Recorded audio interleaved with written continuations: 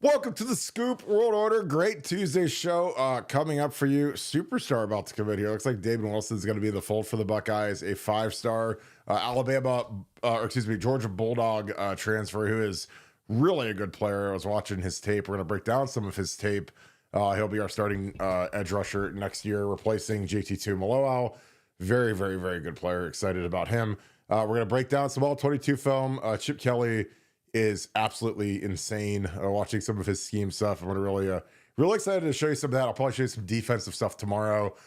Caleb Downs is the best player in the country after watching that game, bar none. We have the two best players in the country are both on our team, and we're both still in the tournament, and it's not even close. Like Jeremiah Smith and Caleb Downs should have won every award after watching this tape, and I don't think they're done. So we're going to get into that. As always, take your questions. Again, thank you to our sponsors, Twin Peaks and Buffalo Wild Wings, two fantastic sports bars. You guys looking for something to do on Friday, check them out. Also, make sure you check out our girl, Andy Jo Taylor. She'll be at PBR Easton at 6 o'clock. She'll be performing, hanging out with the fam. The Scoop family, I'm sure, will be rolling deep there. So make sure you guys check in and see her and the crew. I think Steely's going down. Anyone else that's going down, put it in the chat. You guys can meet up. But I just appreciate you guys so much. The show's been insane, on fire. Again, this is a phenomenon that no one's ever seen in this era, in this industry. So it's something that's really fun. It's great that you guys are a part of it and love doing it each and every night. Again, it's a highlight of my day, obviously Nevada's day. Little baby Nevadabuck, third straight shutout, broke the world juniors record for girls. 3 shutouts in a row. Never happened in the history of under 18 ice hockey. So she is balling.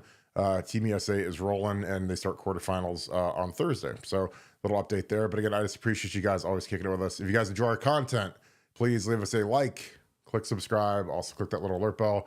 If you do something huge for us, please follow us on Apple Podcasts. Again, I've been asking for that every day. It's something that you guys are heeding the message to on your phones, your iPads. It's super easy. Go to the podcast app, type in Buckeye Scoop, click subscribe. Super easy to help us out, and it's something that we're starting to notice a lot of you guys are doing, so we appreciate that. So with that being said, gonna bring in my middle of the night buddy, Nevada. It is 2:30 in the morning in sunny Finland, but you had a good day today, and Ohio State's about to have a great day adding Damon Wilson. Where would you like to start tonight? Well, Damon Wilson is certainly a place to start.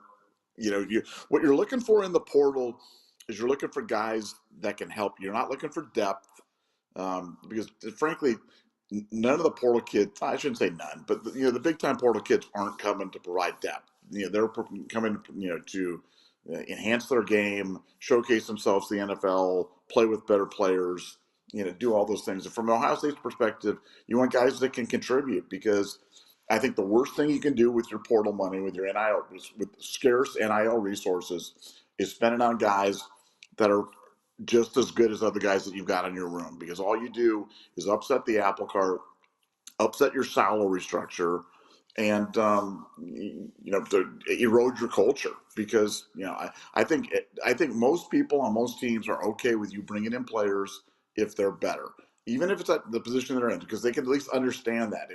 If Ohio State rolled in Orlando Pace and he was playing right tackle for Ohio State over Burt Carton, you might not like that, but you kind of understand. You'd be like, man, that guy's better. I better play guard. I better play center. I better play somewhere else. But I kind of get it. But for Ohio State now, you look at the guys they brought in. They brought in 2 starting tackles. They went out and got the best tight end, short of the Michigan tight end, Colston Loveland, in the entire Big Ten. So that's 3 starters right there. And then they go out, and get an edge rusher. That this is what you want to do. And when I say get, Ohio State believes they're getting it. Ohio State believes that they are landing him, and you're starting to see all sorts of prediction activity kind of flowing in for him, including the long-coded Funky Bomb. The Funky Bomb has come in, Funky Bomb incoming, and that's big, because I think if we sat down before the portal season and said, okay, what do we need? We need a couple line. Our interior line looks pretty good, but we need a couple of tackles. We definitely a premier tight end would be outstanding. One edge rusher, maybe 2 maybe a player there. Do you need where else do you need if you've got a fantastic linebacker, maybe you go get them, but that's really it. I mean, you don't need a quarterback because you're pot committed on Julian Sand, and that's where you're going. You went out and got a running back. Do you need somebody in the defensive secondary? Not sure you do. You got some studs back there. So this was really a big piece. Ohio State certainly has not done the portal, but in my opinion, this might have been the most important piece in terms of getting a guy that's so credentialed. Obviously not the. I don't. To me, and I know you mentioned him as a 5-star. We've talked about this many times. 5-star means nothing now once he's had a chance to play on the field, but he's played like a 5-star, since he got to Georgia. And Ohio State getting him is when it happens, it's going to be a huge addition to an already stacked defense. Just got a little bit better with the addition of Damon. Yeah, and he's a guy that he's long, he's lengthy, he's trying to think he's a good comparison to him. Maybe like, I mean, I won't say Baron Browning, but he's a taller guy, a little taller than Jack and JT. Athletic. I mean, easiest way to show it better than I thought. SEC championship versus, you guessed it, Quinn Ewers and our boys, the Texas Longhorns. There's our boy Quinny. Here's our new superstar defensive end. I love Georgia's pass rush scheme. This is very difficult. They're running kind of this oddish mint front where they've got two down guys, 3 guys standing up, and he basically does a little cell job where the tackle attacks the tackle and he goes first, he goes second, and then you actually mix in him too. So he's here, and then so this is very difficult to go against. This is stuff that when I watched them do this to Texas in the first game, I was like, this is some stuff that we're starting to do now. Where this isn't just like everybody rushes a straight line, and you hope that guys can hit moves that are good enough. This is confusion. This is attacking the man side. They know that this is a chore to go against now. I mean, when you've got a guy picking here, you got him picking here. He's gonna be the guy that's the kind of the wrapper. He wraps in here to get the quarterback, but I mean, he's getting a sack in the SEC championship game. That's our guy 10. And I mean, again, so this is against the team that we're literally getting ready to play in a critical moment in the game. Obviously it's 3rd and 10, it's 10-6. So this isn't garbage time. This isn't he's a rotational guy when it's deep in the game. This is that's a money down. I mean, 3rd down game like that, that they're probably going to try to get it out of there quick, throw it quick. And he's the guy that they designed the stunt for, and he's the guy that got home versus Quinn Ewers in Texas. So again, explosive, lengthy, a guy that we really liked the first time around, a guy that frankly, I think, the thing that Ohio State has going right now, from a momentum standpoint, is this is probably the easiest time in the history of the program to sell the culture and to sell development and to sell, just guys, like, this is where you are now. This is where we can take you in a year, in 2 years. And he's a multiple year guy potentially. So, when you look at how the lives have changed of like Josh Simmons today, I know a lot of you guys are Browns fans, and probably looking at mock drafts, and everyone's got us taking Shador at number 2. Josh Simmons is projected in the top, I think he was 17 in the CBS mock draft today, to the Arizona Cardinals to be a bookend with Paris Johnson to be their right tackle. So, like, Ohio State changed his family's life trajectory forever. Seth McLaughlin, who the Remington winner, obviously developed well at Bama, but I mean, again, I go back to the fact that last year at this time, after they lost their playoff game to Michigan, after their season, he wasn't even honorable mention all SEC. And again, guys that frankly I didn't think had great seasons, like Tigre Tishkabul, and I'm not piling on Tigre, but I mean he wasn't player of the game very often, wasn't champion very often, was a liability for the most part. He's playing better now, but he was honorable mention all Big Ten this year. So the bar to make honorable mention all Big Ten when you are a starter on a good team is pretty low. Seth McLaughlin was not that. This year, in 1 year with Justin Fry and Chip Kelly and Ryan Day and Mickey Marotti, he turns into the Remington winner, consensus All-American, mid-round draft pick. I mean, obviously, he'll get dinged because of the Achilles because he's not going to be able to work out. He can't go to the Senior Bowl. But he'll have he'll make a roster next year and make, a nice salary and could have a nice long NFL career. So, you look at Caleb Downs. I mean, Caleb Downs left, what I thought was probably the second best culture, with Nick Saban, obviously with the way he was prolific at putting guys in the NFL, and he's gone now. And Alabama's a dumpster fire. The culture at Georgia's brutal at this point, and kids are fleeing out of there left and right. And I think that like the one stable like bastion for great players to really get developed and really have a great time and really work hard is Ohio State. And it's not even close at this point. And I think that word is spreading. That's how you get kids like Jeremiah Smith to leave, South Florida, leave Miami, leave, frankly, more money from the Miami Hurricanes and the Florida State Seminoles to come to Ohio and get developed, because again, at the end of the day, for these kids, it's a business decision. It's 2 to 3 years at the best academy they can go to where they can learn the most football, get developed by NFL people, not trailblaze and forge their own path. They're on, like, when they come up here, they just jump on the bullet train to the first round. It ain't like you're showing up to some dark continent and there's no roads and trees everywhere and malaria. And I mean, this is like you roll here, man. And if you just do what the script says, and again, you got to be competitive because you're gonna have to beat really good guys out, and we're always gonna be bringing new guys in, but you have a chance to change your family's life. And it's literally at this point, what's really impressive about Ryan Day is he's amplified it to that point at every position. And again, you guys know I love Urban Meyer. You guys know I love Jim Tressel. But we didn't have first-round quarterbacks under those guys. Obviously with Urban at the end, we had Haskins, we had Burrow, but that was kind of more when Ryan Day showed up to run the show and develop those guys. So now that Ryan is completely running the show, I mean, every position, tackle, positions that can be first rounders. You don't see many centers and guards go in the first round, but tackle, pass rusher, defensive back, receiver, it's this first round palooza, which again it's exciting because, for these kids that are trying to analyze their options, like if I'm this kid and the money's close, which, Ohio State's got as much money as anybody at this point because people are excited about the direction of the program. I'm going here, not going to Jordan, not going to Bama. Bama's fallen off the earth at this point, so they're not even in consideration. Like SC isn't an option. I mean, Texas is an option, but there's a lot of turmoil at the top of that organization with Steve Sarkisian, and is he going to stick around the NFL? And like I said, if I've got to place a clear bet Ohio State. Nevada, any thoughts on that?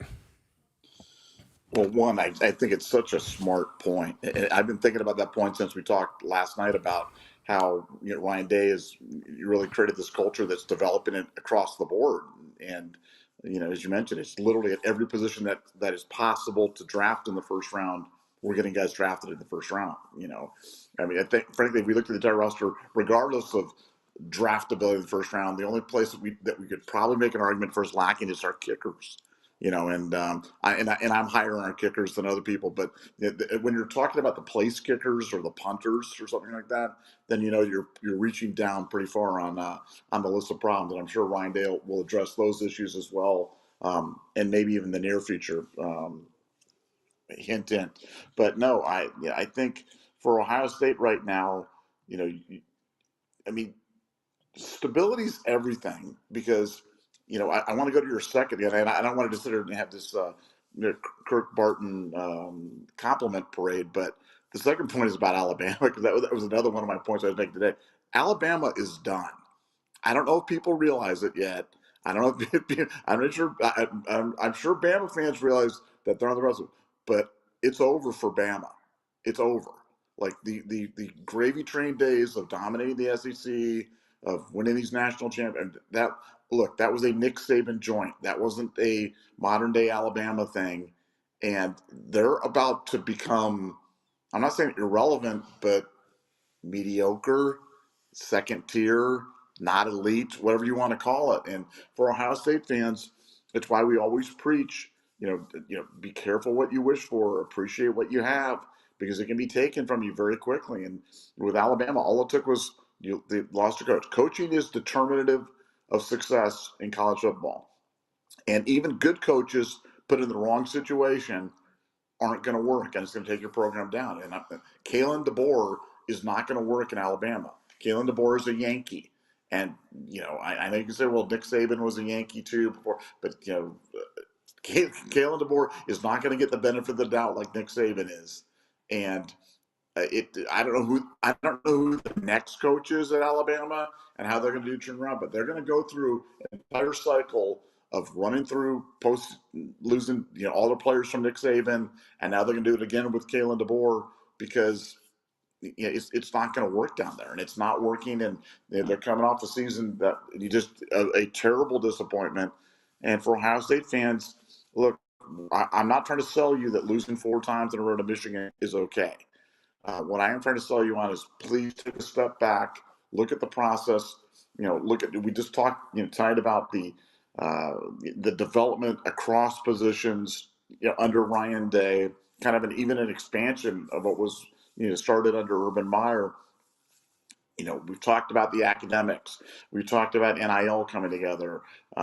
We've talked about look, you can look at top 5 wins, top 10 wins. I mean, look, he's got a big blemish on his record, which is 4 losses to Michigan, 3 of which, to me, certainly 2 are certainly tainted. Two was in the midst of the biggest cheating scandal in college football history. The third one, tough game, veteran team. This year, I don't even want to talk about it. But Ryan Day's got it going on, and this is just if you need more evidence of it, if you needed more evidence after the Tennessee game, if you're like, I'm still not a believer. After the Michigan game, I think not everybody, but a lot of people abandoned ship. And for me, a big point of where Ryan Day was at was going to be, could he keep that recruiting class together that came in just a couple of weeks after that debacle against Michigan?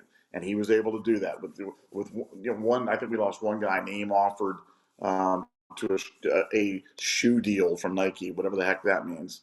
So you keep that great class together. And then you follow it up with, well, I'll see, we had questions. We'll see how the team plays against Tennessee. Do they believe in Ryan Day? Are they bought in on Ryan Day, or have they quit? Are they going to go out there and lay a gigantic egg on a Saturday night in Columbus, and when it's bitterly cold in that stadium, and just give a big F you to the staff, and we're out of here? And they did. They set out a virtuoso performance. And then it's like, well, let's find out against Oregon. Oregon's the real deal. Nobody thinks they're fraudulent. And we go thrash them. And then we're on top of that. Now we're killing it in the portal again.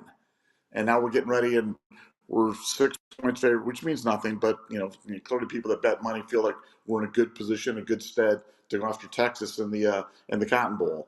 And to me, what that all adds up to is, man, Ryan Day is a great young head coach, and he could be a dynastically good head coach.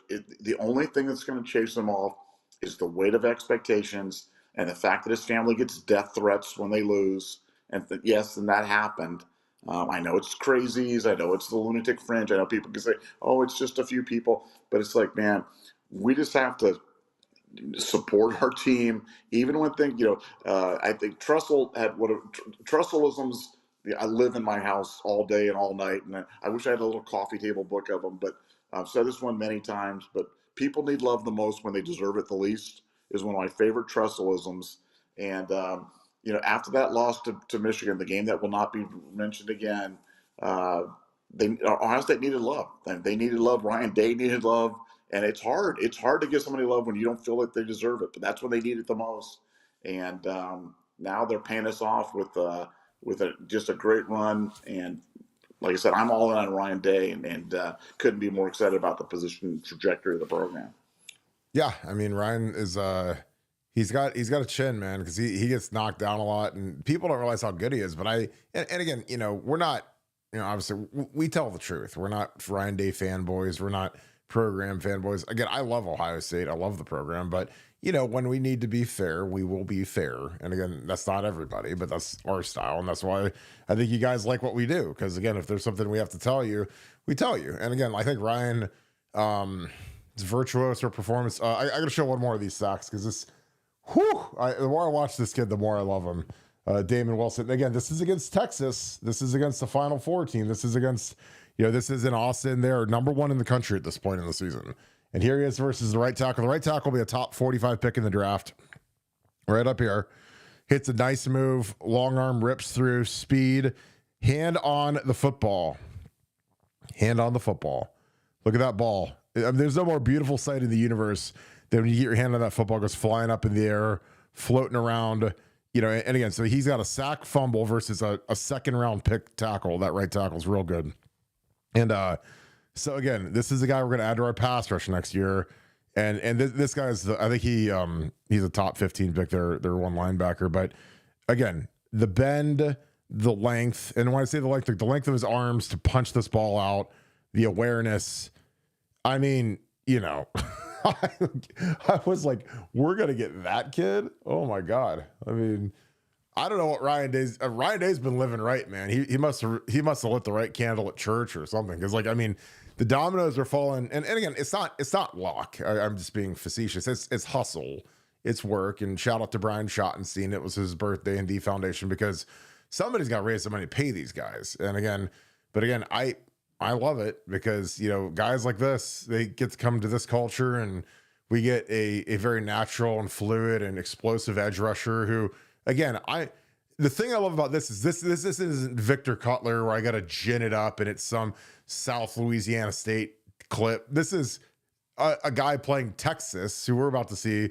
Texas has, you know, in terms of draft ranking for this year, by far the best set of tackles, because the left tackle in the mock draft today was the number 4 pick to the Patriots, and the right tackle is either late first round or early to mid second round. So they're really good. So when you see this guy getting sacks versus those guys and versus a real team, that is exciting to me. And again, I think that we've had kind of a pronounced change in the portal where it's more, you know, like when we first got into it, and again, we added some good players, but, you know, we also added like the Jihad Carters and, you know, Victor Cutler, and kind of like dipped our toe in, you know, depth guy that can be competitive.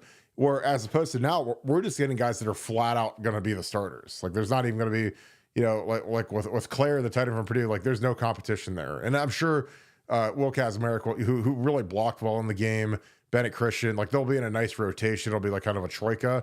But I think that, you know, Claire's clearly the most talented tight end we're going to have next year. Defensive end wise, I mean, this guy's is probably more talented than Caden and Kenyatta Jackson. Kenyatta Jackson and Cade have really been stepping up, but I don't think they have his upside. Now, again, you know, D line is a little easier because you can rotate guys in. But yeah, he is a good looking joker. A couple super chats before we get into some film, because these are great. Pooh Beard, I appreciate you, brother. Hope you're doing great. Thank you for the 5. Thank you for being an Ultra member as well. Damon Wilson was a poor culture fit at Georgia. Word is they caught him driving the speed limit in the right lane. Yeah, I mean, Georgia's had some major issues, obviously, and I think that it's pretty poignant of you to point that out. The fact that, you know, I think a lot of these parents are getting caught on to that the culture at Georgia isn't real great right now. So it cost them. David Sanders for sure didn't even make the final 3. It was us in Tennessee, and there's other parents that are like, I don't know if I want to send my kid there. I think that it helped us in the Caleb Downs recruitment. Because again, you know, Kirby still got 2 rings and he still has done great stuff, but the culture thing is a major issue, and it's a great recruiting point against Georgia. Nevada, your thoughts on Georgia's culture and Damon Wilson not being a culture fit there? Yeah, no, that's a very funny post, and I mean, you're right. It's a something. I mean, it's definitely a something. I'm not saying it's an everything down there. They're certainly not, you know, a dumpster fire. They're certainly not, you know, circling the drain or staring into the abyss, but it's a something. And should Kirby Smart ever leave Georgia, which has been, you know, rumored, you know, the rumors on that continue to, you know, percolate more and more and more and more. You know, that it could really become something. But yeah, they definitely have an issue with the driving thing, especially. I've never seen anything like it. I mean, I know these kids are all getting nice cars. I know that, but like in the era of Lyft and Uber and everything, I really don't understand why anybody drinks and drives anymore. It just seems so dumb. And they do it with regularity down there. So yeah, Damon, get out of there while you still can. Drive 55 to Columbus. It'll take you like 3 days to get here, but it'll be well worth it. Sorry, SC Buckeye, thanks for the 5. Thanks for being ultra member as well. OSU recruited and developed all of our current offensive line very well. Should quiet some doubters. In fact, only 3 transfer starters: Howard, Downs, and Igbinosin, Nevada OH. I mean, I would kind of count.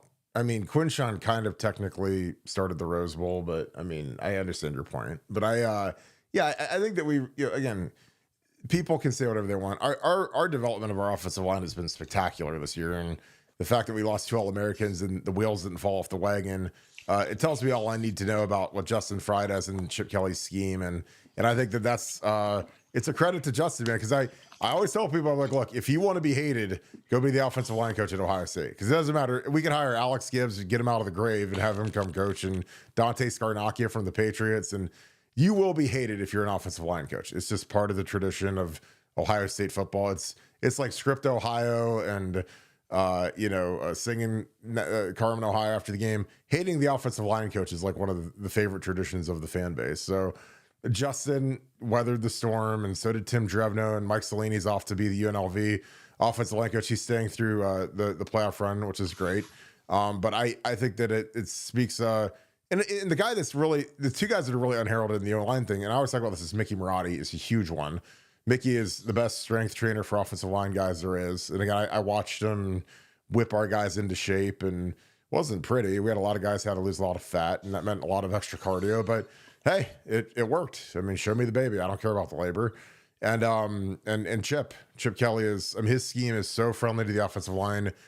I have tears rolling down my eyes at night when I watch this tape, because I'm like, this is so good. And I'm like, we've got guys that are, young and probably shouldn't be playing yet, and they're out there and they're playing Harmon, who's a first rounder from Oregon, and Mateo, who had 10 sacks, and just making them look like idiots because the scheme is so good.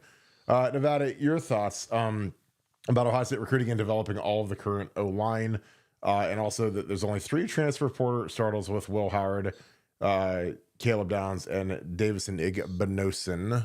What are your thoughts?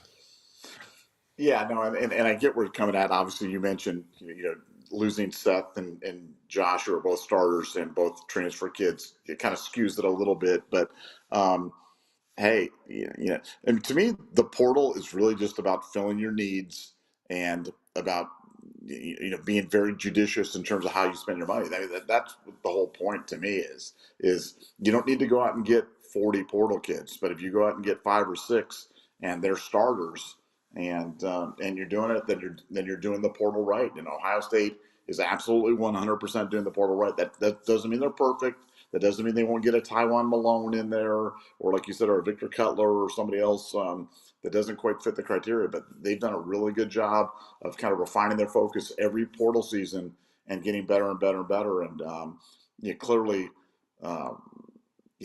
Ohio State's developing as well as anybody and identifying as well as anybody. And those are both distinct and different, tasks, but they're both important. And Ohio State's doing them both at a really, really high level. I agree. Buckeye Joe, thanks for the 10. Appreciate you, brother. Thanks for being on here every night. Both of you were very optimistic before the Rose Bowl, especially Nevada. How are you feeling about the Cotton Bowl? Baffling why the betting line has not moved past 6 or 6.5. Nevada, I'll let you go first. Yeah, I mean, first of all, that's a huge spread. I mean, that's a huge spread, and getting it above a key number like 6 or 6.5, into the 7s is super, super hard to do. So, frankly, I had the thing handicapped in the 4.5 to 5 range, which is kind of what's known in betting parlance as a trap bet. But they moved beyond that to 6, 6.5, and I just think it's because there's a little bit of doubt about Ohio State because of what happened in late November, and I just think that's understandable. The little better's angst that's keeping the spread down, but Ohio State's going to win this game by multiple scores. I'm just telling you, they're better than Texas. Texas is not playing well right now. Texas is a little bit of a mess right now on both sides of the ball, and Ohio State is playing darn near perfect football in all 3 phases. Doesn't mean you can't win. I always have to offer the disclaimer. Doesn't mean you can't lose the game. We've all seen games where the better team didn't win. But it would take a series of unfortunate events because Ohio State is better.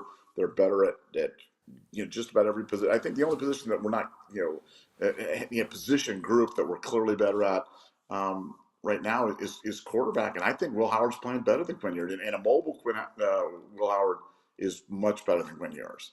And I love Quinn. I know you love Quinn. We're big Quinn Ewers homies here, but I just think Ohio State's got an advantage at the key spots and certainly at the coaching spot and a defense that's playing historically good. The defense is playing as well as any defense that's ever set on the field for Ohio State. And the funny thing is that is kind of a semi-controversial take because I don't think people realize how good this defense is, especially in the modern era. It was much easier in 1973 to stop teams when every play was run up the middle. And if you could stop the other teams run up the middle, then you were able to, and maybe they ran a little option on the outside and passed 6 times a game or something like that. You can hold them. But in the modern era, with multiple formations and 4 wide and 5 wide and running quarterbacks and RPOs and everything else like that, to do what this defense is doing, absolutely unbelievable. And like I said, I dare say that I don't think a majority of the fan base realizes how good this defense is, but it's playing at a national championship level, and that'll be another one of the big differences on the game on Friday. Yeah, I think that with some of the injuries that Texas has right now, they're beat up on the O-line at tackle. So are we. I mean, everyone's beat up at this point in the season, but I just like kind of the edge we have. Now, I think we're going to see a way, way better Texas team this week, but then I think they kind of walked in that Arizona State's game. But, they also struggled versus Georgia twice. And I mean, Georgia's got a very exotic front where they run a lot of, I love Georgia's pass rush scheme. I really do. Now, they've got great pass rushers too, but a lot of the stuff they do, it's kind of like with what Chip Kelly does, where that's really hard to go against. Like, that's some of Georgia's stuff. Now, Georgia's offense is atrocious, so it doesn't really mesh well, but they have some concepts that I like. And honestly, we're doing more of the stuff that they do, not a ton of it, but a lot of the movement stuff up front, where we're not static, and it makes us really hard to go against. Now, the consequence of some of that sometimes is that you're going to lose your rush lanes if there's a speedy quarterback like Gabriel, and we did a great job of containing Gabriel with the Q run.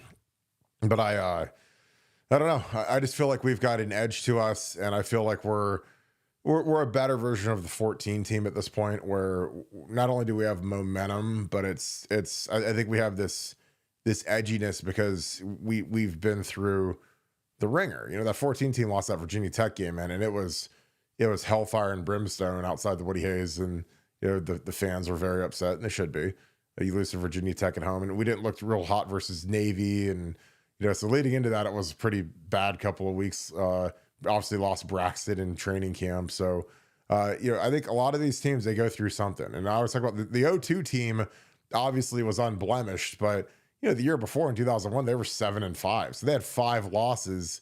Including losing at home to Illinois for the Big Ten title. And I mean, it was rough. So, I mean, this team has gone through some bad stuff. That Oregon loss was bad. The Michigan loss was, the worst loss, one of the worst losses in school history, but they can rectify all of it by running through this playoff. And I think that that's what their mindset is. Because again, they're closed ranks. And I think that the thing about this team is they have fantastic leadership. Fantastic. Guys like Jack Sawyer, Cody Simon, Will Howard, Donnie Jackson, Emeka Egbuka. I mean, not only do they have a lot of leaders, but they have great leaders, and probably the deepest leadership I've ever seen. Because this is a very old team. This is a very veteran team. Similar to Michigan. Like Michigan last year had 50 seniors last year, and so that makes a difference when you have a lot of veteran guys that have been through a lot, that are hardened and battle tested and whatever else you want to call it. Like, I think that's a huge edge into a playoff for us, because our guys don't blink if something goes wrong. Like Will Howard, if something, our defense gives up a score, like Will Howard. The thing I love about Will Howard is they always flash to him on the sideline. When we're at that first Oregon game and Denzel gets scorched a couple times, like they flash right to Will Howard, and he's not upset. He's calm. He's ready to go out and rock, and he did. And so when your leaders are calm, I think it's effective. Again, I always say that the scared dog barks the loudest, and that's especially true in football, because you give up a score or whatever, it's like, all right, let's go get one back. Let's go drive it down the field. Let's go pick up our defense, whatever. And Will Howard is the epitome of that, so I think he's as good of a leader as we've had. Really, since Troy was like that. Troy Smith, who I'm obviously exceptionally biased in terms of how much I love Troy Smith because he was that guy. He was a dog, and Will's from that same kind of cloth. All right, we got JT. I want to get your chat done, or they're starting to stack up, but I want to get into some of this film too, because I know you guys are dying to hear some of this film stuff. JT, is it true? Oh, thanks for the 5. I appreciate you, my dude.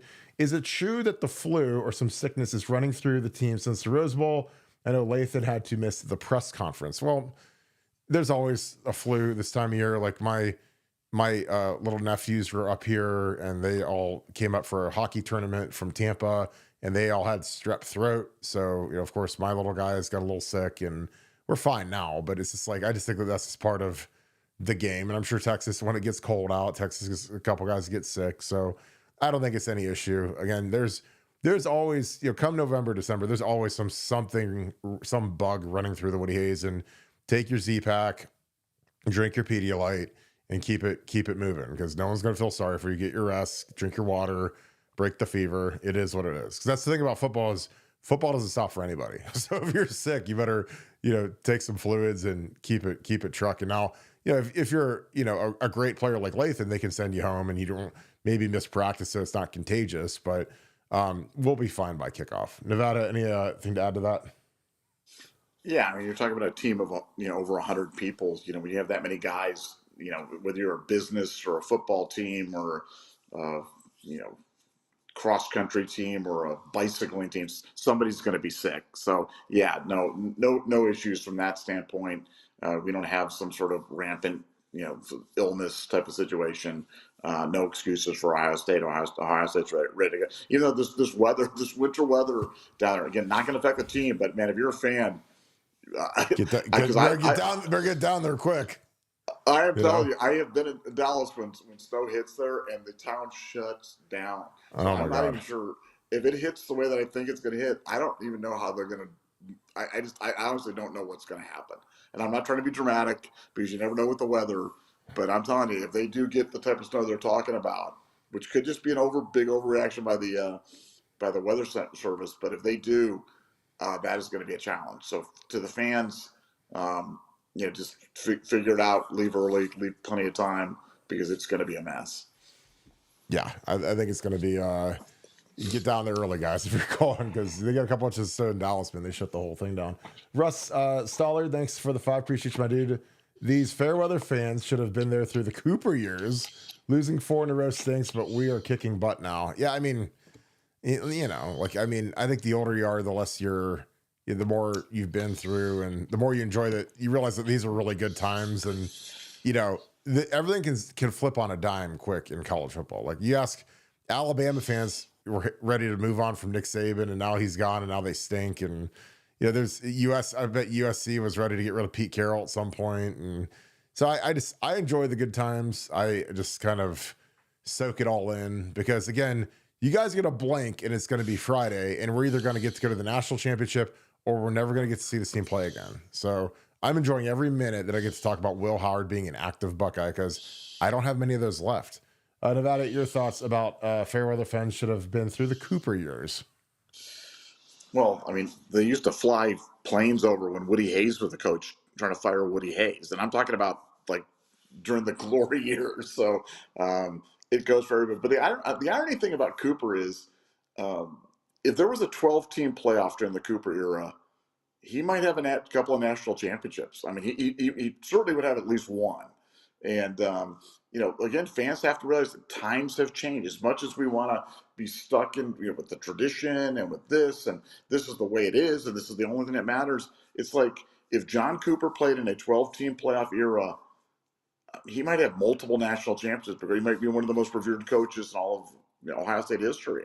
So it's funny how a simple thing like a playoff expansion can change everything in terms of your criteria for evaluating good, bad, disaster, or miracle. And it's changed. College football has changed, and as fans, we have to change. We have to change with it. Well, yeah, I mean, just imagine the perception of Ryan right now. If he loses that Michigan game and doesn't make the playoffs, and we're playing in the Cotton Bowl or whatever again, and the whole team opts out, and Like imagine like the same scenario, except now you have a shot. You have, like you say, a chip in a chair, and you get to wax Tennessee at home. So the guys get to go out with a win in the horseshoe, which is really important. Then you get to go win that Rose Bowl and beat the number 1 seed. Those are two things that we just would have been denied just last year. So again, I love the expanded playoff because I always think about the 05 team I played on with AJ Hawk and Mike Kudla and obviously Santonio, Troy, like Nick Mangold, Robson. We could have beat anybody. And we should have beat Texas, who ended up winning the national title. And I mean, you want to talk about like my dream fantasy of like that Oregon rematch. I would have loved to play Texas again. Loved it because we left so much meat on the bone that night. It was insane. And plus, by the end of the season, there wouldn't have been a stupid quarterback rotation. It would have been just Troy, and we probably would have ran through him because, Troy, he was rusty and he was suspended for the first game against Miami. So, he would have been at full throttle by then, and he would have played like he did against Notre Dame. And I mean, Texas couldn't have stopped us. I mean, they could barely stop us with Troy, but we kicked 5 field goals. So again, it doesn't matter that those days are in the past. It's old hat, and again, I don't care. But you wonder how the legacies of some of these coaches would have changed with the playoff. And again, like with Tress, who I love to death. Like if our O2 team makes a 12-team playoff and they're the 2 seed. Like, can we run the table and win 3 in a row? I mean, when we were in every tight game, and again, I think that O2 team is one of the most incredible stories and one of the greatest coaching jobs of all time. But again, it works both ways. Where it's like, I mean, sometimes you're just like, thank God we only had to win 1 because winning, we run this table and win this thing. This is the best Ohio State team, bar none, not even close. So, just my opinion. No, hold on before you go on. I just had this great inspiration. You're like a big cuddly Jack Dundee from the best of times, and Vince Young. You've established a relationship there, so maybe you guys you run it back. You run it back one more time. We recreate the whole game. Older, fatter, slower. Nobody wants to watch that. Shit. Oh, come on. That'd be like watching Bird versus Magic now. Magic versus Bird play one-on-one. Bird can't even walk. His back's so bad. You could get Troy Smith to wear the high white socks and the white shoes like Reno Hightower did and everything like that. This would be unbelievable. This would be unbelievable. Oh my God, that'd be terrible. I mean, it'd be like watching Mike. It'd be like watching Mike Tyson fight. Who would ever want to watch that? Who'd ever want to bet on that? Oh, we would. Yeah, exactly. We would. Exactly. Zach Donda, thanks for the 10. If we win the national championship, I think it'll propel Ohio State into the void left by Nick Saban. Completely agree. Day would become one of 3 active coaches with a title. I hope Day stays for a while. What are your thoughts, Nevada? Yeah, I hope he does. I think Ryan's going to be a hot commodity in the NFL. And, again, stating the obvious. You've said it many times, quarterback whisperer, quarterback's most important position in the NFL. You can lose 6-7 games a year in the NFL and not have people lined up of your house to kill you and stuff like that. So, I hope he coaches here for a very long time. And he'll get his titles. I mean, if you stay in it long enough, eventually you're going to punch through and you'll get it. And, that's just the way it works, and Ryan's putting us in a position to do it. Maybe it's this year. I hope it is. I think it very well could be, and I do hope he stays here for a very long time.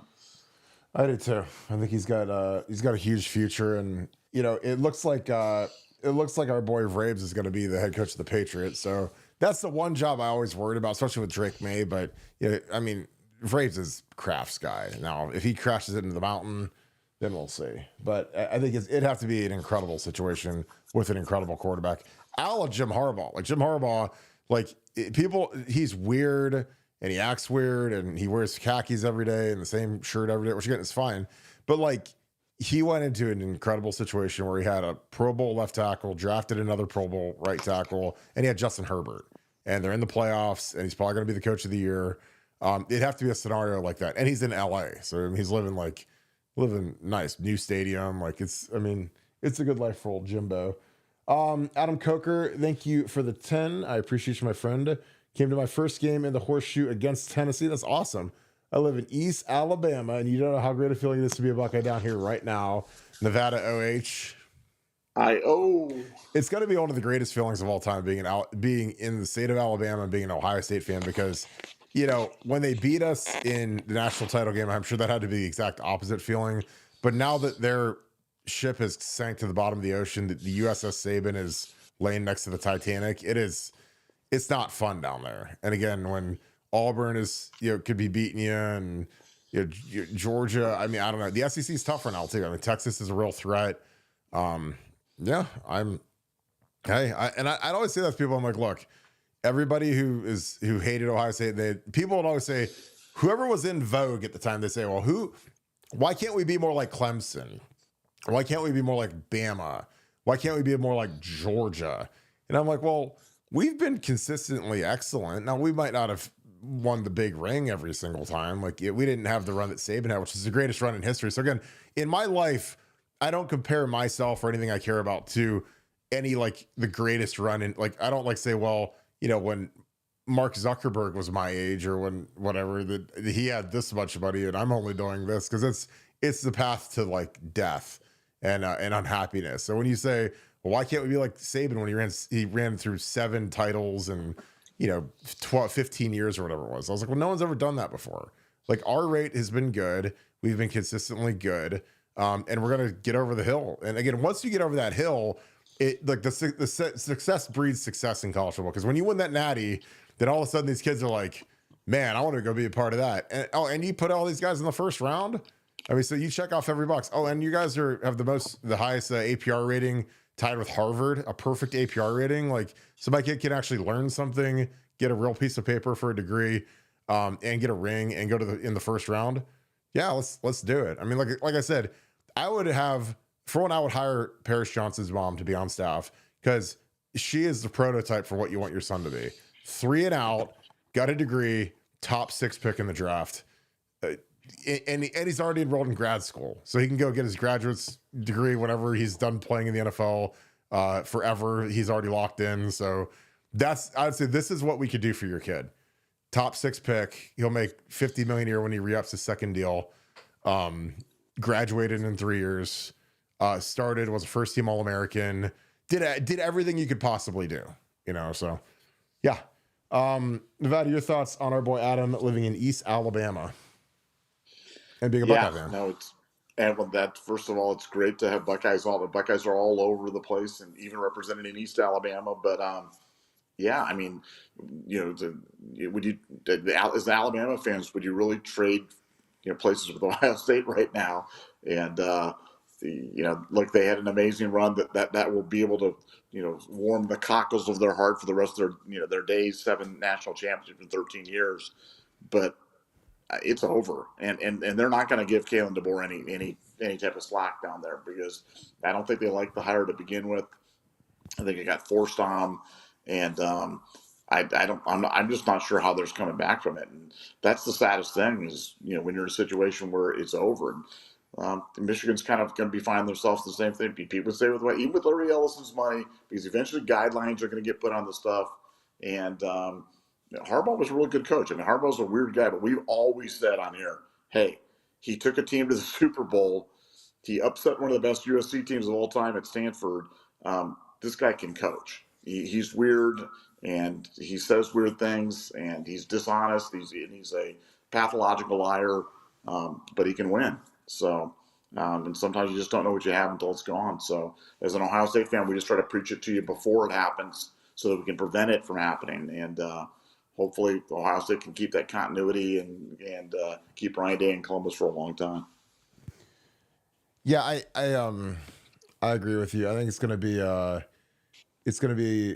good little run here. I'm excited about it. All right, Nevada, I got a trivia question for you, and this is actually pretty easy, so I'll give it to you. Who started at running back in the Rose Bowl by position? Who started at running back in the Rose Bowl? Yes, first play of the game. Obviously, I'm going to answer one, and it's going to be wrong, because I'll say, I don't know, Emeka Ibuka. All right, so because again, and this could be wrong, I'm gonna actually look this up tonight in the media guide, but by position, because the only reason I know this is because in the Fiesta Bowl when we played Notre Dame in 2005, I got to start at tight end because we started in jumbo where we had 5 offensive linemen in the game. So I was actually lined up as the tight end. So in the little thingamajig, it actually didn't have me as a starting right tackle. It had Alex Boone as a starting right tackle. It had me as a starting tight end. So if it's by alignment, it was actually G. Scott, which again, that's it's kind of funny. And Quinshawn was actually started a wide receiver. It was a 3-by-1. So I'm gonna break this play down because again, I love Chip Kelly. Like I watch his stuff, man, and I'm just like, oh my god, this would be like you would need a Xanax, a Tylenol, an Adderall. You need about everything that ends in all to get ready for this guy because you watch this tape, man, and it's whoo, here's a guy that is cooking. I don't know if Chip Kelly had an In-N-Out burger in his hand and a Neapolitan shake or what he did, but boy's out here eating. So here we go. We got our guy G right here, and we're gonna do this little motion cheat play bubble. So again, when you got Quinshawn out here, there's Quinshawn. Obviously, you're thinking, okay, you got one of the top 5 running backs in the country lined up. The same with Trey out wide.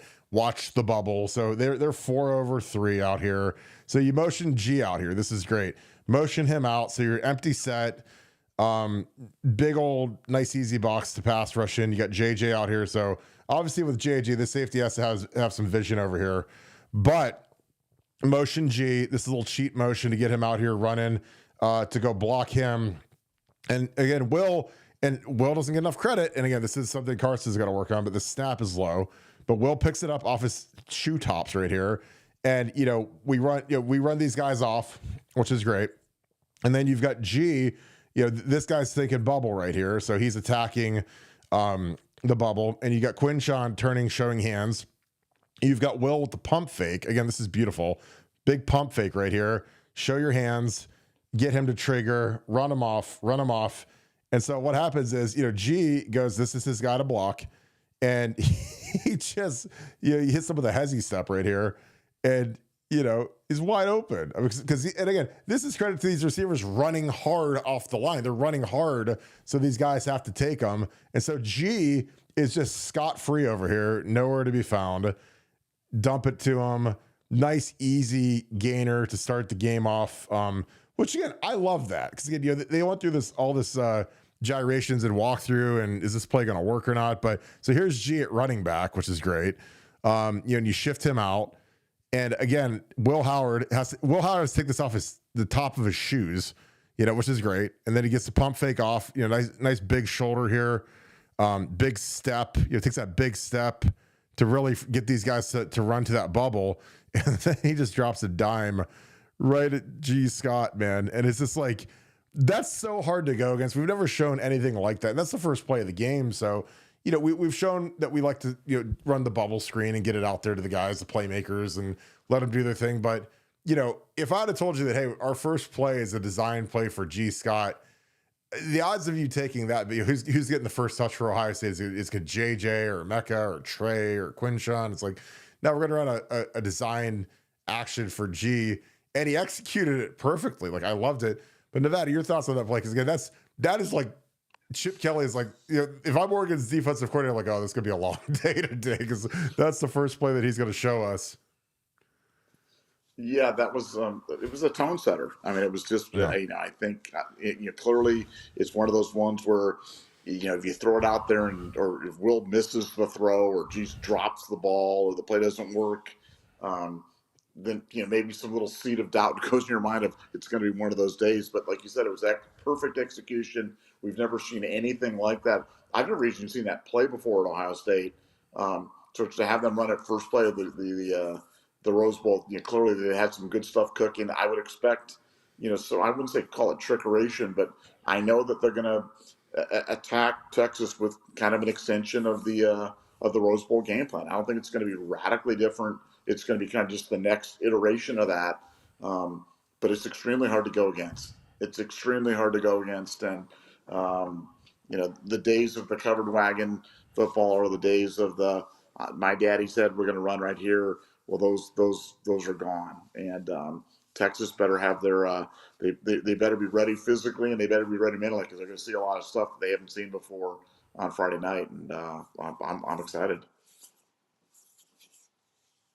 Yeah, I mean, you just got to give them a big thing of aspirin and, you know, I mean, it might need a couple beers when he's up there, man. Because I'm not talking about Chip, I'm talking about that DC. Because he's gonna be looking at this and he's like, man, this is about to be a long day, man. Until these guys listen up. Then my favorite play of the day, and I'm gonna go through a few more of these, but JJ's touchdown on this RPO is so beautiful because there's so much going on. We decide to go fast. So again, what does going fast get you? So, you know, we're up here, this is the third play of the game. These guys aren't lined up. They're screwing around, trying to figure out stuff, signaling, jumping around, communicating, which again is great, but we're rolling. I mean, we're not wasting any time. And again, we've got all this eye candy, and it leads to the Budweiser Clydesdale, like getting the rock here. But you got the double pull, which we've run this counter a lot in the playoffs. It's been really, really good for us. You know, Carson's got a back block here. He kind of gets with a little bit of a hold. Down block, back.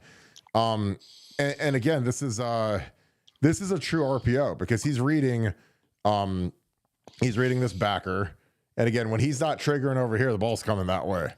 So, you know, again, this is one where they're blocking this like a run. Like watch Josh Fryer goes to the linebacker. I mean, this is double team up. I mean, look where Josh is when we throw this. I mean, he's blocking run. This is not a play action pass. This is a full strength RPO. So, you know, this is all, you know, these guys, and again, this is better because these guys, you know, they think that Quinshon's got this ball. I mean, if you hand it to him, he's got a little bit of an alley there.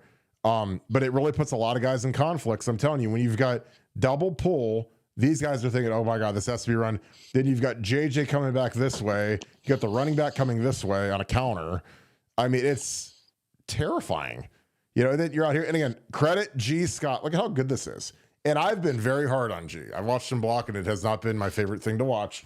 But G is blocking his tail off. And I know that he's worked at this hard, man. And you can tell this is like an 8-second block. That's not easy to do. You know, you got our guys down here getting in the action. So who's going to make this play? This safety in the middle of the field has to cover all of this grass versus JJ. And that is literally like living in hell. So he gets it, and it's Gonzo and touch, and nobody's even in the screen.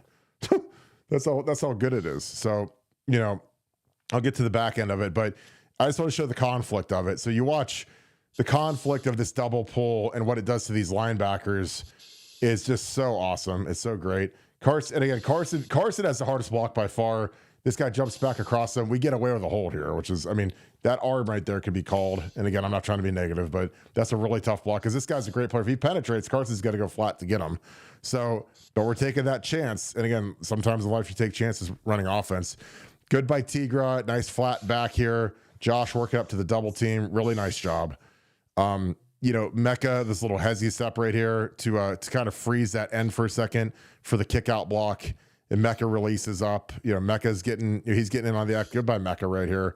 The guy who's got a lot of conflict. And again, they're not set. They're not looking. The ball gets snapped. They're all looking at the sideline, trying to get things communicated. So he's late. Ball's already snapped. The guy's already pulling. And look at this end. This end is literally, you know, this guy's not in a good place right now. You know, he's chasing the back. Doesn't really. So we don't even block this guy. And he's like, do I chase? This is coming back. You know, I mean, he doesn't. The one thing he doesn't think to do is maybe let's just go get the quarterback, but the ball's gone. Will does a great job reading this. And again, you get the thing about this is, man, you got JJ over here in this little kind of tight bunch, you know, formation. He comes across. He's got a full head of steam when he catches the ball. And again, he kind of, you know, he has these like because he's as big as a tight end. He kind of has these like come back to block this end, so it freezes that end for a split second, and then Will deals on the ball. And I mean, you look at this guy is just not in a great place. Excellent by G, excellent by Carnell.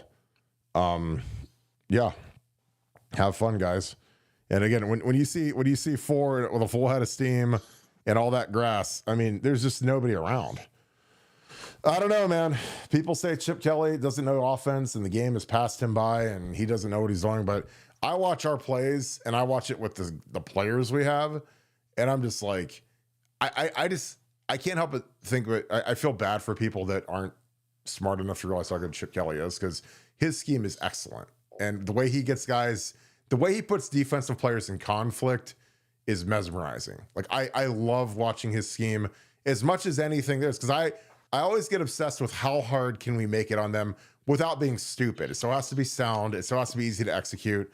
But that's what Chip's great at. I mean, he does stuff, and I'm just like, God, if I was a defensive coordinator, man, I would want to switch to offense and say, let me go coach the easier side of the ball, because we RPO these guys and we run these little deals and they're all clicking. And Will Howard is the guy that makes it all click, because he gets these, he runs the show, gets the guys set up. We do a lot of shifts and motions. I mean, you got to get the guys set up, you got to get them out of the huddle. But really good stuff. Your thoughts, Nevada? Yeah, I mean, those influence plays, the influence plays where they're literally leaving a guy unblocked and counting on the scheme and the deception and his own indecision to kind of take and neutralize him in the play. That's how you equate numbers. I mean, you equate numbers by running the quarterback. You equate numbers by influencing guys and leaving them, in points where they have to make split-second decisions. And that play right there, where you've got to pass behind the line of scrimmage so you can block down the field. I mean, look, it has all the elements, and that's why it works so beautifully. And that was a perfect example too of tempo. Like when we talk about Ohio State using tempo, we're not talking about blitz speed of speed football from Oregon circa 2007 or something like that. But we are talking about going fast selectively to try to create problems for the defense when they're either trying to call in signals, communicate different coverages or blitzes, or change players and change personnel. So Ohio State's done a really good job of that. Will Howard's done a really good job of that. And I would expect there to see more and more of those types of plays, because when you bring JJ across the formation and a guy's chasing him in man, you've got natural picks that are being set up by his own guys that are there in the middle of the field, plus the referee. So he's got to navigate a lot of guys and then try to catch a J.J. Smith who's running a 4.340 across the formation. Has got a head of steam, and in this case, he got all the way to the safety. And at that point, it was completely unfair, and he housed it. But I think you're going to see more and more of that type of stuff. I really, truly, as an old defensive coordinator myself, I really, truly don't know how you defend that. It would take an incredible amount of discipline, a lot of good fortune, and good luck, because if you keep calling these plays, eventually you're gonna bust one. And Ohio State is going full influence RPO right now, and that I think that's gonna be problematic for Texas for sure. Yeah, I'm gonna do one more. I think check to see if we get any more super chats coming in. But yeah, it's amazing watching this stuff, and it's really oh man, is it fun. I love watching Chip Kelly's offense, but then I also love watching Jeremiah Smith. So this is the very next play. So, here we're formation to the boundary, and this is for people that are football vernacular. The boundary is the short side of the field. Here's the hash. This is the boundary. So when you put the formation to the boundary, we have 3 receivers into the short side of the field and the tailback. So it's pretty stacked up over there to kind of, get everybody to, pay attention over here. Hey, you can't be outnumbered. Don't want to get outflanked. So your formation to the boundary, and then you put Optimus Prime up here at the top, which again is always good to have him kind of singled up, and you see the kind of coverage that he's drawing. You've got 2 guys already over there. But this is great. Again, I say we like to get up and get set, shift, motion, sometimes shift and motion. Here we just motion G Scott out. So, the safety actually goes with him, and they switch, and then the corner has got his eyes on JJ. Protection is fantastic here by our line. Nice pocket for Will. Really nice 5-man pocket. Good chip here. I think that's can't tell if that's Q or Trey, but again, this is the greatest play ever, because defensive backs are such idiots sometimes, because they always like to go like this every single time that it's an incomplete pass, even if it's an overthrown ball or it's they have nothing. The guy drops it or whatever. They like to do something stupid. So Will is just like, my guy's just way better than all 3 of these ducks. I mean, JJ is like the hunter and they're the ducks, and the ducks all died right here. But this idiot right here, I had to show this. He does the DB signature, and he doesn't realize that he caught the ball. So, our sideline's just going ballistic, which is great. I love watching the sideline shots of these guys going crazy. And because again, like when you make a play like that, like that's like having Santonio or great receivers that can do that kind of stuff. They just electrify the whole sideline, electrify the defense. But the protection's real clean here. Really good job by Tigra on 55, or I think that's on 55. Austin Seyerveld, excellent as well. Again, this is the first rounder, and Tigra eats them for lunch. That's the first rounder, eats them for lunch. Excellent work. Josh Fryer's out here kind of, our tackles are on islands, doing a great job. Just great protection. I mean, Will's feeder set, and he just drops a dime. That's a dime. There's 3-on-1. Triple coverage. I mean, you got three guys all around JJ, and JJ high points it and goes to the ground with it, and this moron does that, which is my favorite. And JJ doesn't care. Because JJ, and again, when JJ's doing that, which he'll be doing against Texas, like, I don't know what you're supposed to do. Nevada, any thoughts on that? Yeah, he's like some quarterbacks have kind of mastered the back shoulder throw. Will's doing a really good job of kind of mastering the high point throw to JJ and getting it above those guys and putting in a position that really he's the only guy that can go up and get it. And he did it several times in the Rose Bowl. But that was one where the one guy kind of collapsed off the other receiver, and it was essentially triple coverage, and Will still dropped it in there. So I had noticed the referee, the umpire's safe signal or whatever the heck that thing was, but that's pretty funny. That's pretty funny. Like, I didn't even realize that JJ just abused him, and it had just happened. It's just, I mean, you would have at least, like, because I mean, you're like a meme now when you're the guys you're like, oh, I shut down the first rounder, and it's like, no, you actually didn't. He actually caught it, and we just got a huge gain against three of you guys. Like, that's the best part, is it wasn't like it was a 1-on-1. That was a 3-on-1. I got to show my boy Ennis real quick though, because I love me some Brandon Ennis. My boy Brandon, BI, shout out to Brett Getz and the South Florida Express. Let me get him on here real quick, and I'll get to some of these super chats that are piling up. Appreciate you guys. Here's my guy, BI, the Louis Vuitton Don right here. He's going to be a great player here, but he is physical as the day is long right here. And again, we're doing a little double tight end stuff here. Super simple action. Again, I love motioning the tight end. It's kind of like having an extra puller, extra lead blocker, right into the boundary. Little toss play here. And Brandon, watch Brandon Ennis, man. I mean, Brandon Ennis is such a dog. It just dogs this guy out, puts him in the dirt. And again, catching touchdowns, obviously amazing. That's what gets receivers paid. But this is the first thing I showed NFL scouts. Like, do you want guys like this on your team? Yeah. Absolutely. And Brandon is all fired up, jacked up, and fantastic read by Trey, obviously. We'll watch it from the back end. But Brandon Ennis is a special player, man. He is tough as nails. He's on the leadership committee as voted by his teammates. Again, and I thought Will Kazmarek was excellent too. He's back next year, which is going to be, our tight end room is going to be the best in the country with him. Bennett, really good by Bennett here climbing. Again, this is just a toss. I mean, everybody, let's go reach everybody. And, this is a full zone toss right here. But watch Brandon. Brandon puts this guy, oh my God, I love it. And Brandon is jacked up. He's excited. Again, it's fun to put a guy in the dirt, clean, great block. I mean, Brandon is all jacked up. It's like he scored a touchdown, and he didn't score it, traded, but he's accomplishing something, which I think is great. And again, I love when kids are like that. I love when kids are selfless. I would, again, as you go into spring practice next year, and Emeka is obviously going to be getting drafted in the NFL, like, Brandon's earned a lot of catches, a lot of targets next year, because when he's in there, man, he does not screw around. He's physical. And I love receivers. Like, Santonio was like that. Santonio, my favorite play in Ohio State history is when they ran the Z around left with Ted Ginn in the Notre Dame Fiesta Bowl. And Santonio would have been thrown in prison because the way he cracked the nickel, I mean, about killed him.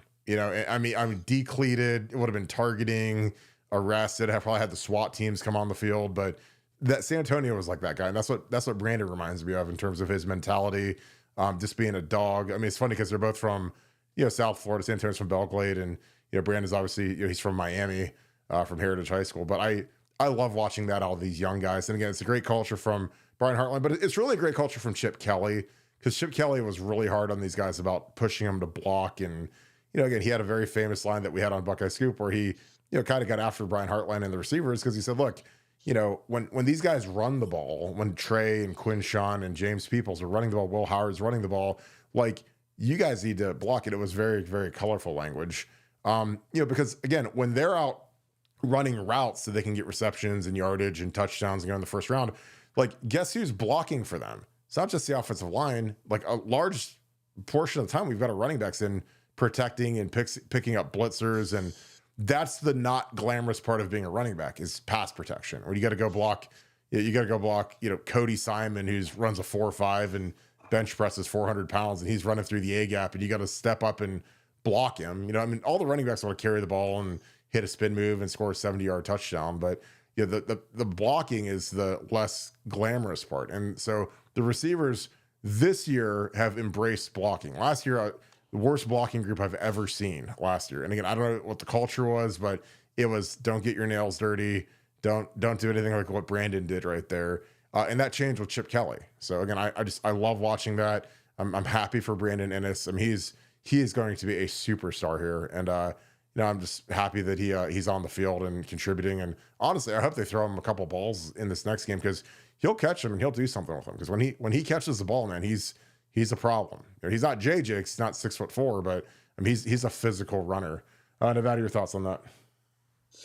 Yeah, no, he is fun to watch. He's, there's nothing better than watching a relatively unsung play where the guy's so excited about it, and especially from a premier position like a wide receiver and the wide receiver group that really hadn't done they've been notable in how unenthusiastic they've been in blocking on the outside, and it cost us a bunch of big runs. And that touchdown.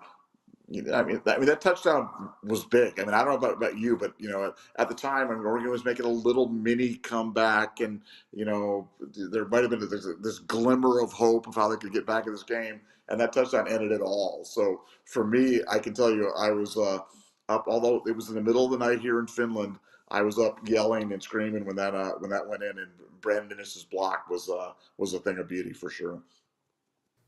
Were you just like housing chocolates in the middle of the night as soon as that one? You just took a whole handful. You had them unwrapped, ready to go. You're just like Augustus Scoop. I was like Augustus Scoop. I was just throwing chocolate all over the place, and I was going crazy on that one. That was a big play, and that was like we're stealing your soul type of play, and that was a nice one. Yeah, that was 2.5 minutes to go. It was 34-15. So if we don't get in there and they score, then it's a game. Now, you're still a couple ways away. You got to get 3 scores, but you score there. That's the dagger. You go up 41-15, man. That's curtain call. Andrew Schmidt, thank you for the 10. Appreciate you, brother. Thanks for being on here. Why is it every week Ohio State is facing the best defense or the best group of wideouts? I thought Tennessee had the best D-line and Oregon had the best wideouts. I guess it's because of the playoffs. The playoffs are pretty you're going to see a lot of really good groups. Like I still think Tennessee had a really good D-line. They're 2 pass rushers. If you look at Pro Football Focus, which isn't the be all end all, but it's also not the SEC media, it's not ESPN. Like Pro Football Focus, I think is pretty agnostic. Like they're not like in the tank for the SEC the way ESPN is or the way Fox is with the Big Ten. They had their 2 edge rushers combined as the highest pass rush rate in the country. Those guys were legit. They had good guys up front. Their tailback was the SEC Offensive Player of the Year. Obviously, we knocked him out of the game, but they had guys. And then Oregon, their guys tapped out as fast as possible. Evan Stewart tapped out, and Tease didn't. I don't think he had a catch, and we did very little. The running back tapped out. Like they wanted. Once they realized that it was about to be an avalanche, they headed for the hot cocoa stand. They wanted nothing to do with fighting it out. And again, it's not our fault, that we out physicaled them and they quit, and they had a lot of guys quit. So hopefully we'll make Texas tap out. It's gonna be tough down in Dallas, but our guys have got an edge and they're physical. And again, that great defense and a really good running game are 2 things that always travel on the road really well. And then you throw in the fact that we're in a climate controlled dome in Jerry World. Our throwing game is going to be fireworks. So can't wait for Friday is what I'm trying to say. Nevada, your thoughts. Again, Andrew, I appreciate you, my friend. He says, why is it every week OSU is facing the best defense or the best group of wideouts? I thought Tennessee had the best D-line and Oregon had the best wideouts. What are your thoughts?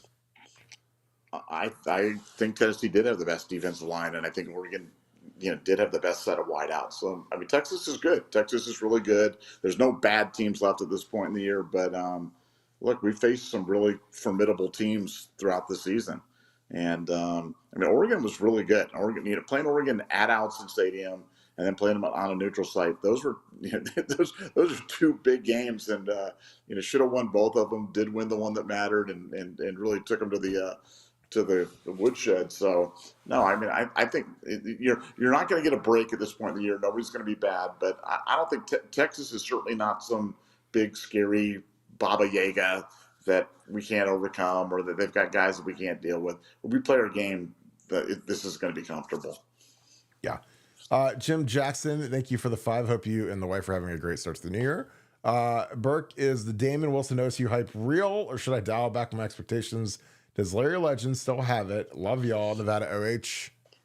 Oh, I think it's done. If Funky's dropping the Funky bomb, I think it's a done deal. Because Funky, he nailed the Travis Clare news. I mean, he's wired into these kids now, man, these agents. So it's I feel like it's done. I think that it all makes sense, especially the depth chart with JT and Jack both leaving. The 2 first-round defensive ends leaving, and what Larry Johnson can do and what Mickey can do, and like I said, it always, when it comes together, when there's a nice void at the position, where the kid can step in and be a starter.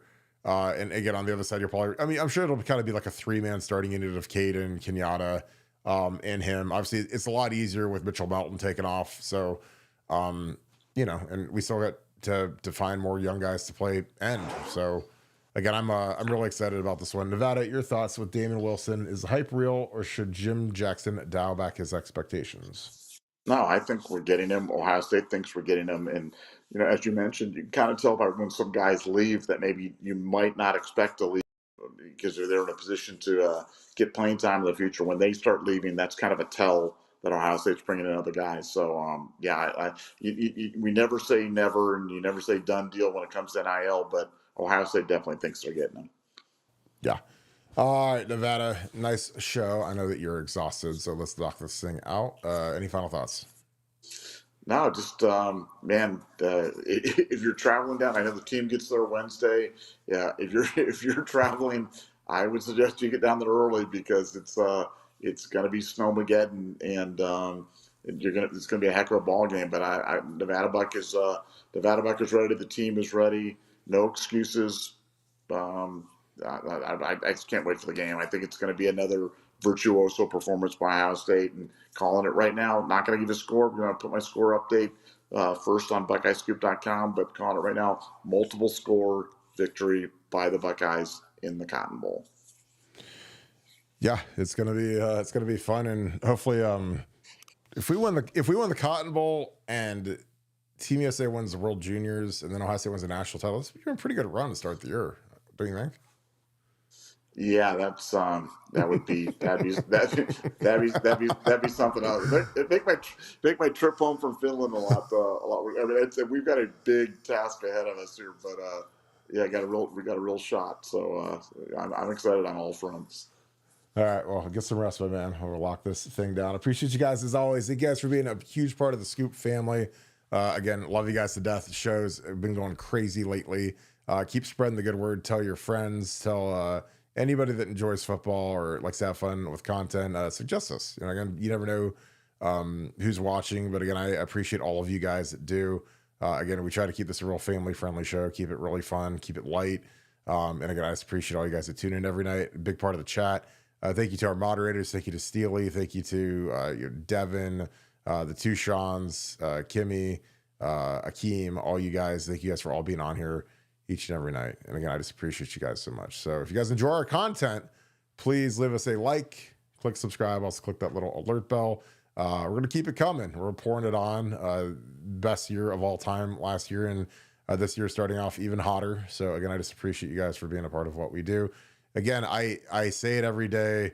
The nicest thing you could ever do for me is follow our show on Apple Podcasts. Again, even if you only listen to it on YouTube, it makes a huge difference for our show, and we're really trying to grow that. So again, it's completely free. Takes 15 seconds to do. And I just appreciate any of you guys that have actually taken the step to do that. So with that being said, thank you so much, Buckeye Nation. Thank you, Scoop family. We will talk to you guys tomorrow. Again, I hope you guys have a great night. We'll have a great show for you guys tomorrow night. Getting close. Start winding those clocks. It's about time to go beat those Texas Longhorns. So you guys have a great rest of your night. Go Bucks.